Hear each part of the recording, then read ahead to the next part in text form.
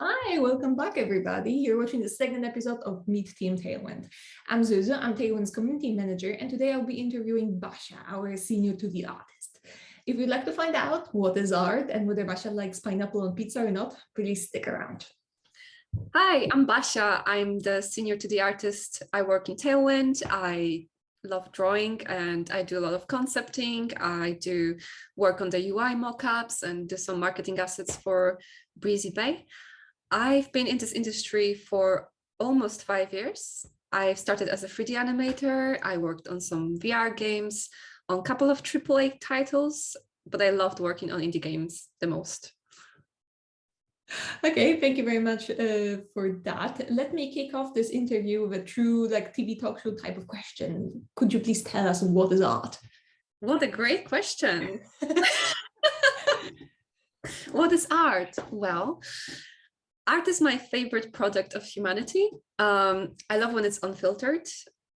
It is basically when you pick up a pencil or a pen on a camera or whatever tool you want to use and you just let your creative juices flow and take you places.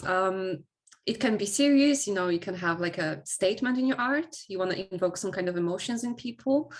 So it doesn't have to be great in technical way of speaking, or just carry a message. But yeah, or it can be simple as I want to draw a cute duck character.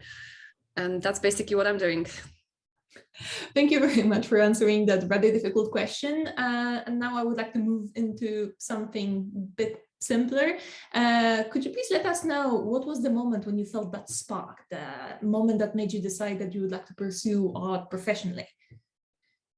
Sure. Yeah, I was drawing ever since I got a hold of pencil.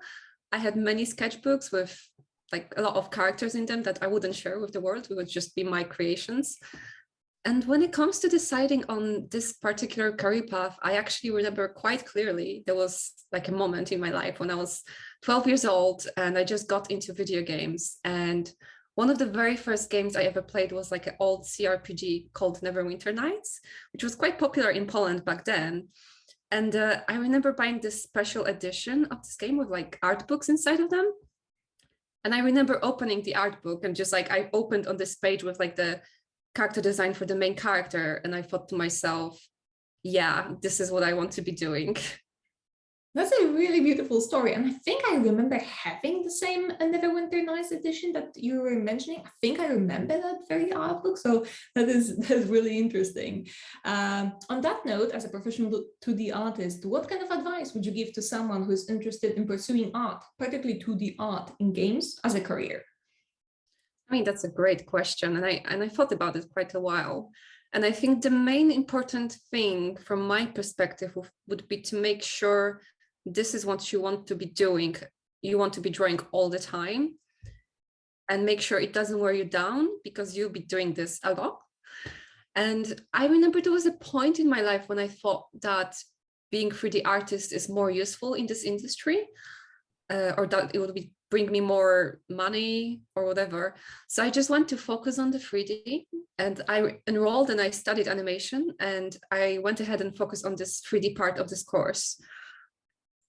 But it was coming to me much harder. It was wearing me down, to be learning all this 3D things.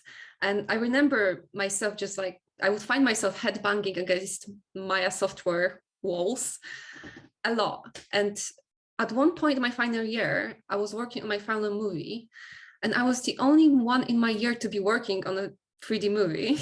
Mm-hmm. And I just felt so alone in this. I remember just sitting in my classroom, like in the evenings and just rendering the movie frames on my own. And I was just so tired.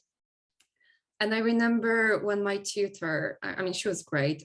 She came up to me one day. I guess she just observed my struggles, and she just said to me that I don't see it yet, but I would be so much happier as a 2D artist. Mm-hmm. And when she said it, I kind of wanted to prove her wrong. And I just like doubled down on my 3D focus. So I finished this final year movie in 3D with blood and sweat. And I went to this game industry as a 3D animator. And don't get me wrong, I love animation. It's something I enjoy doing. But only recently I managed to do some like art soul searching, and I let go of the idea that I have to do 3D to be valid game designer or, game artist. And I went back to 2D, and I've never been happier, it comes to me so easy.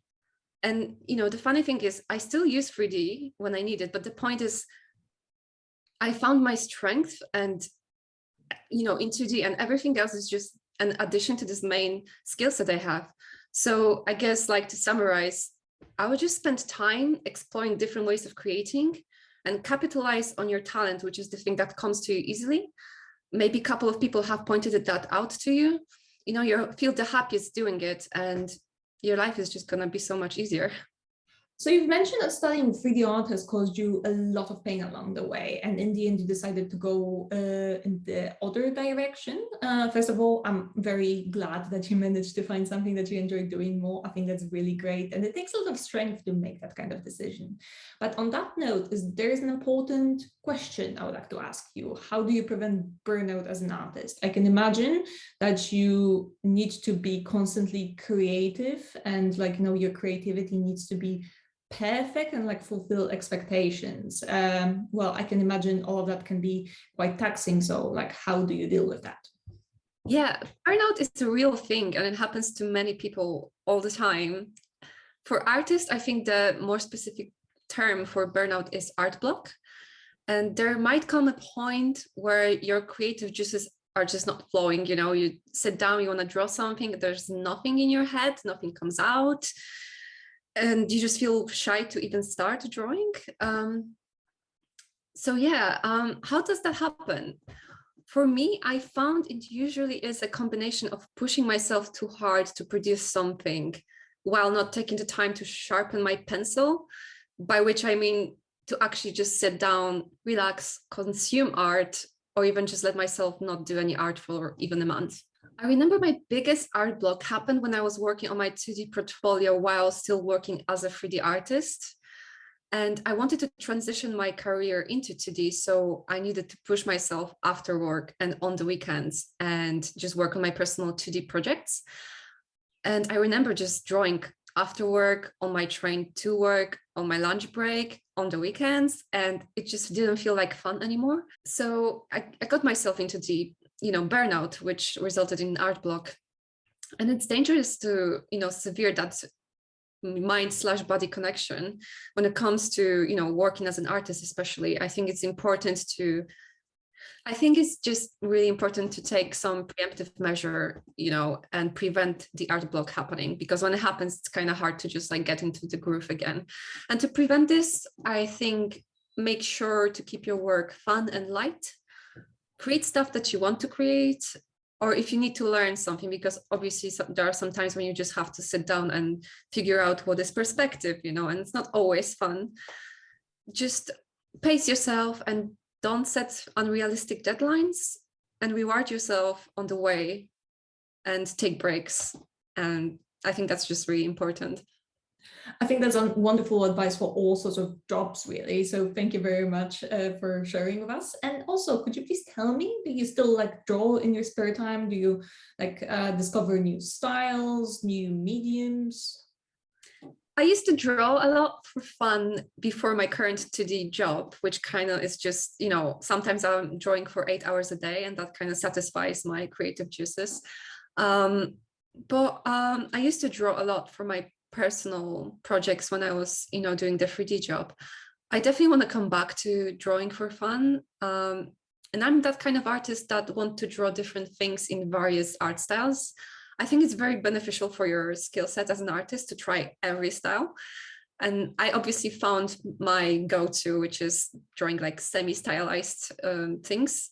And my favorite artists are also stylized artists.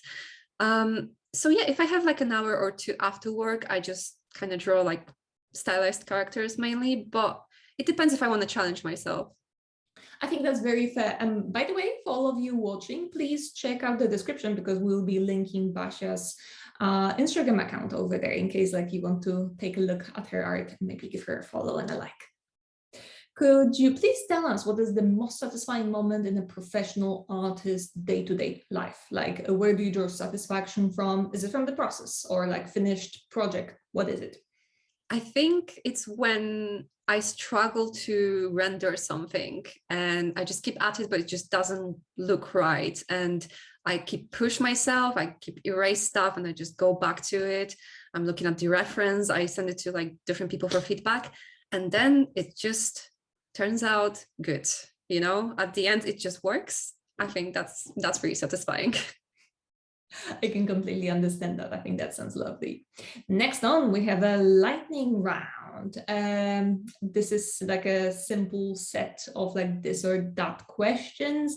Basia, please don't think about them too hard. Let your heart speak on the matter. In the previous interview with Theo, I kind of ended up exposing his opinions on like pineapple on pizza and baked beans. And I was yeah, if I can maybe expose Basia as well.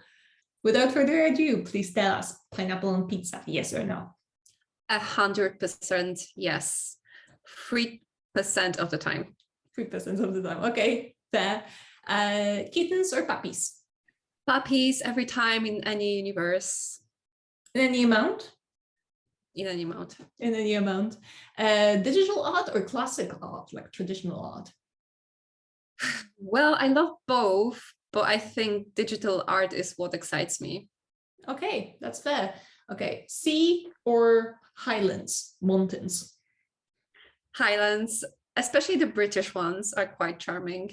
Oh, they're lovely. I love them. Let us know in the comments if you like the British Highlands as well.